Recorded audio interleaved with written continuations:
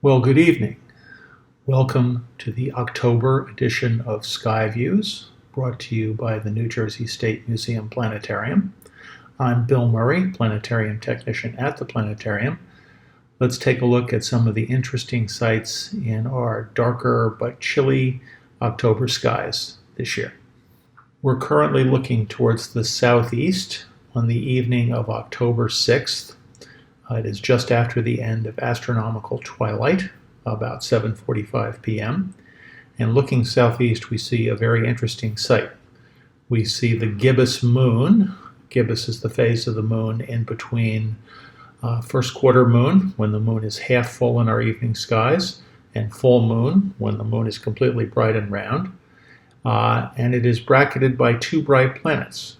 To its left is the bright planet Jupiter, and to its right is the bright planet Saturn. As I said in previous issues of Sky Views, we haven't seen very many bright planets for the last few months. They've all been grouped in the morning skies, but that is beginning to change.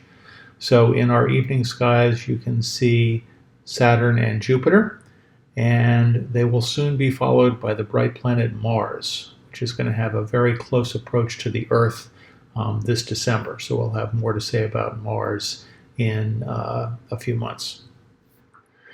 So in 3 days, on October 9th, we will have the full moon for October. Last month we talked about the special name for the September full moon, which was the harvest moon. October's full moon has a special name as well. It's called the hunter's moon. And the reason is it has that name is it's very similar to the circumstances for the September full moon. Just like in September, the moon's orbit makes a very sharp angle with the horizon, and so around the time of full moon, the moon will rise pretty much the same time for several days in a row. In September, we said that extra light, with the full moon rising just as the sun went down, allowed farmers to harvest their crops. Now that all of the crops have been harvested and the fields are barren, it allows hunters to hunt into the early evening because they can now see the game in the fields that have all been harvested. We're now looking towards the east, and in our eastern skies, 3 constellations are visible.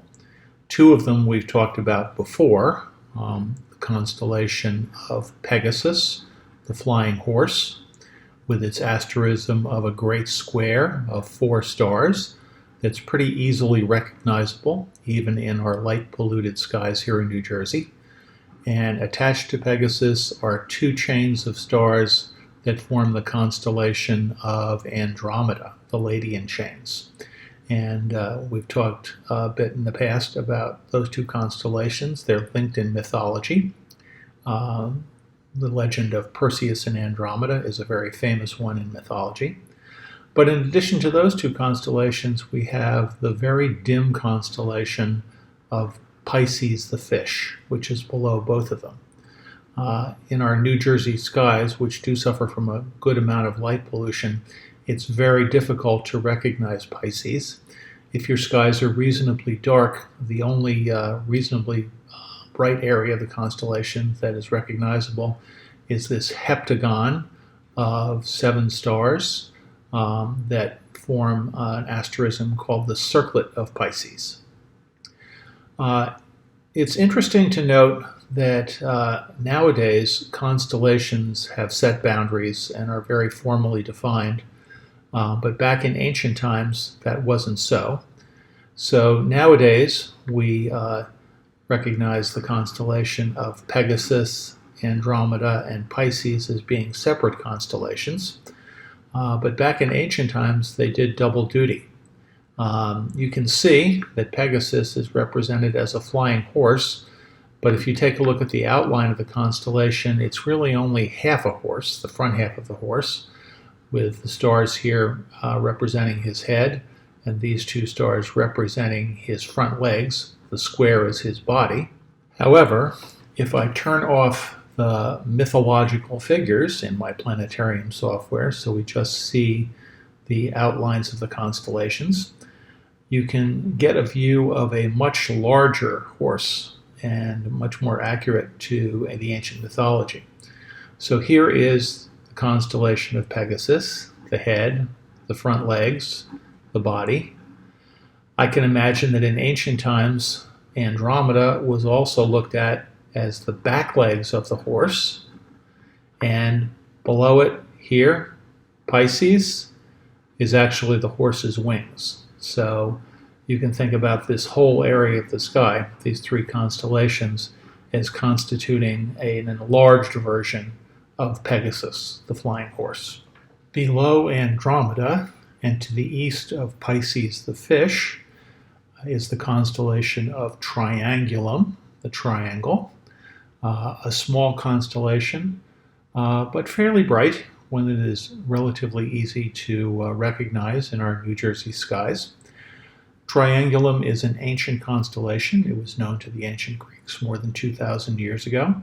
The original Greek name of the constellation was Delton, after the Greek letter delta, the fourth letter of the Greek alphabet. If you're familiar with the Greek alphabet, you'll know that the capital version of the letter delta looks like a triangle, thus the name. The triangle is also associated with the island of Sicily, because the goddess Ceres, who is associated with the island of Sicily, begged Jupiter, the king of the gods, to take the island and put it into the night sky. Located in the northwestern part of Triangulum constellation is one of the brightest galaxies visible in the night sky, M33, Messier 33, also known as the Triangulum galaxy.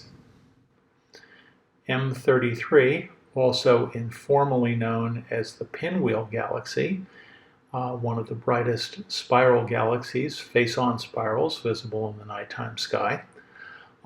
It was originally identified by the Italian astronomer Giovanni Battista Hodierna before the year 1654, later independently rediscovered by the French astronomer Charles Messier in the year 1764.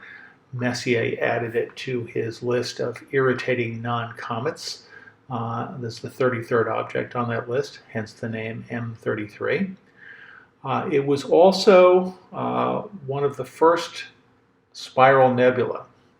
In the early 19th century, Lord Rosse, an astronomer in Ireland, used a telescope of his own creation, a 76-inch reflector, to identify M33 as having a spiral structure.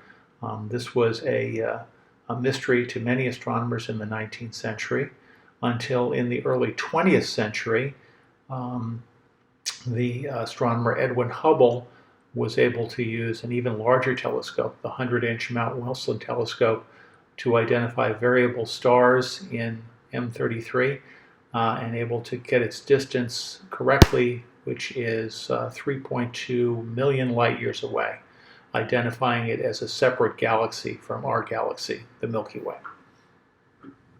Well, that's our look this month at some of the sights visible in our October skies. We'll be back next month to talk more about some of the constellations of the fall season.